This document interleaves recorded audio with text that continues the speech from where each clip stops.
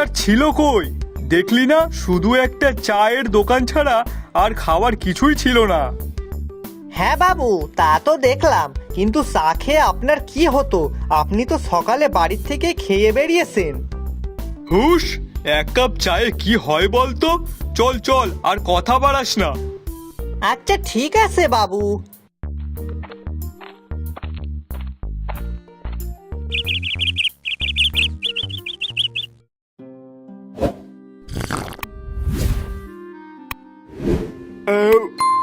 আহ পচা, পরোটা যা বানিয়েছিস না, খেয়ে যেন পেটটা একটু ঠান্ডা হলো। সত্যি বাবু, আপনার ভালো লেগেছে?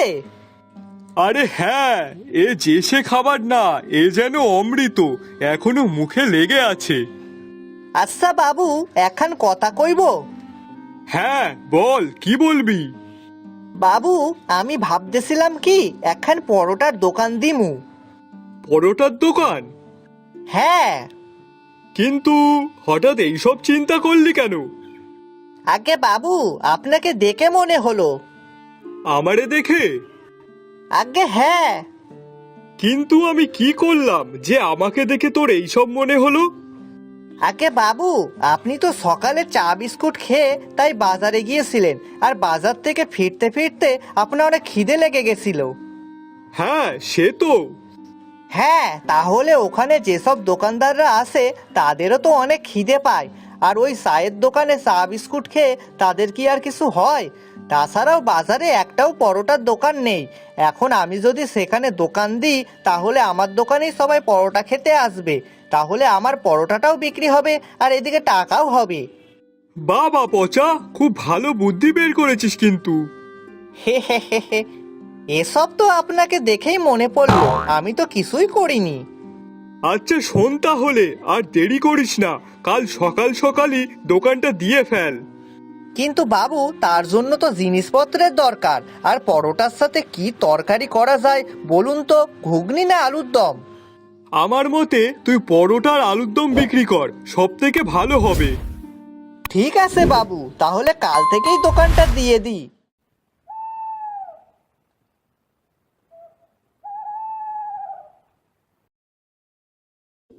পরের দিন সকালবেলায় পচার নতুন দোকান খুলল, কিন্তু সেই দিন পচার দোকানে কোনো লোক হলো না। তাই পচা মন খারাপ করে সেখান থেকে চলে গেল।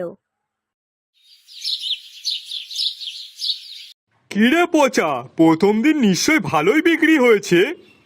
না গো বাবু, প্রথম দিনই তো বিক্রি বাট্টা হলো না। কেন রে? কি জানি বাবু। আচ্ছা বেশ বেশ, তুই কোনো চিন্তা করিস না, কাল দেখবি ঠিক হবে। ঠিক আছে বাবু, আপনার কথাই যেন সত্যি হয়। আসুন আসুন, সকাল সকাল গরম গরম নরম নরম পচার পকেট পরোটা আর আলুর দম খেয়ে যান। 3টে পরোটা মাত্র 20 টাকা, মাত্র 20 টাকা। যা দিয়ে হবে না গাড়ি, হবে না বাড়ি, আর না হবে মাছ আর না হবে মাংস, কিন্তু সেই টাকায় পাবেন শুধু পচার পরোটা আলুর দম। ব্যাস, এই শুনেই সকাল সকাল সব লোকজন পচার দোকানে ভিড় করলো। এই এই তো লোকজন আসছে। হে হে হে, কথাগুলো মনে হয় কাজে দিয়েছে। কই কই দেখি দেখি, আমাকে 3টে পরোটা দাও তো। এই তো দিচ্ছি দিচ্ছি।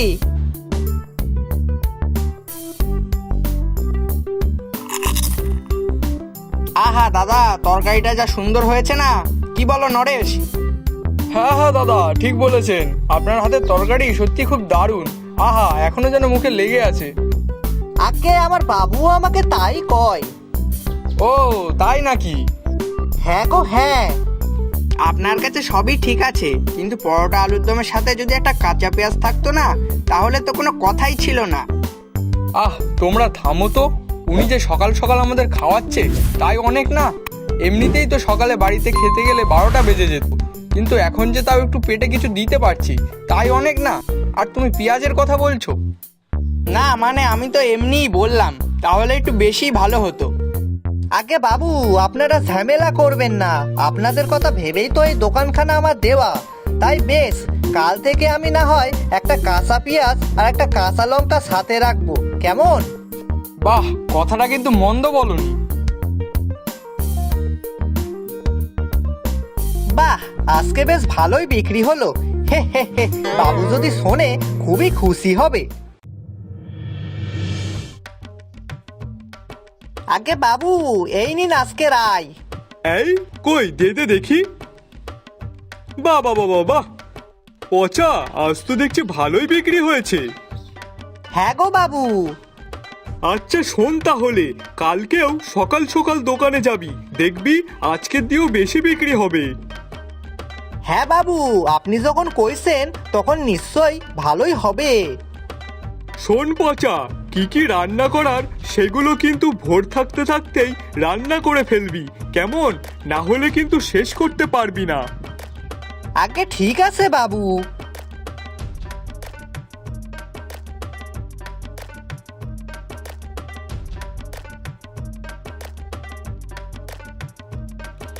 বাবু, এই নিন, আপনি খাইয়া নিন। তা পচা, তুই খাবি না?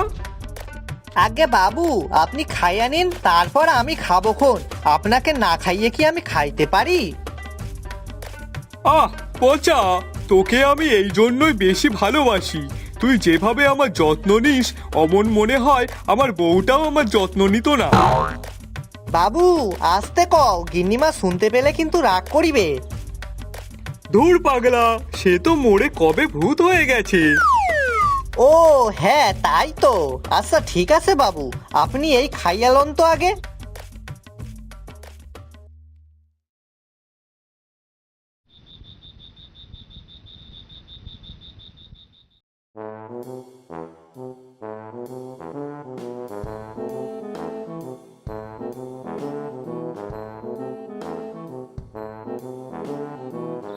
ইস, যা যা যা যা যা, আমার চোখ লেগে গেছিল রে। আর একটু পরেই তো সকাল হয়ে যাবে। না, শিগগিরই যাই, রান্নাঘরে গিয়ে রান্নাটা সেরে ফেলি। আর তখনই পচা উঠে রান্নাঘরে চলে গেল। সে একবারের জন্য ঘড়ির দিকে তাকিয়ে দেখলো না যে তখন রাত কটা বাজে। তারপর রান্নাঘরে গিয়ে রান্না করতে শুরু করলো। ভাগ্যিস কাল রাতে ময়দাটা মেখে রেখেছিলাম, না হলে আমার তো অনেক দেরি হয়ে যেত। না না, আর বেশি কথা না বলে তাড়াতাড়ি রান্নাটা সেরে ফেলি তো।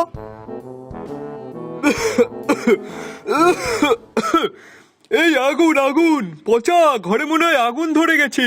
এ পচা,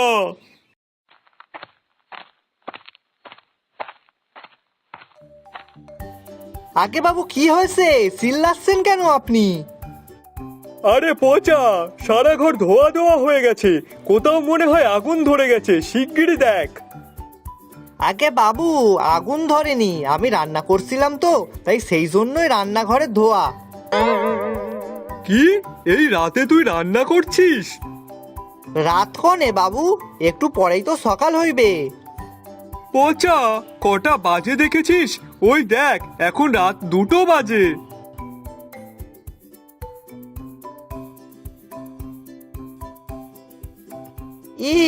ও বাবু, আমি তো আগে খেয়াল করি নাই। আগে না হয় দেখিসনি, কিন্তু এখন তো দেখলি।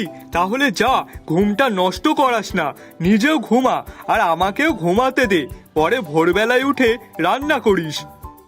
আচ্ছা বাবু, ঠিক আছে।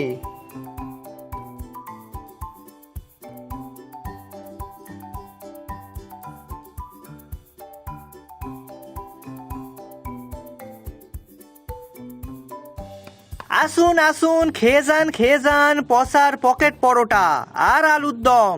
আজকে শুধু পরোটা আর আলুর দম নয়, এর সাথে আছে একটা বড় কাঁচা লঙ্কা আর কাঁচা পেঁয়াজ, একদম ফ্রি ফ্রি ফ্রি, যার দাম মাত্র 20 টাকা। এই 20 টাকায় কিছুই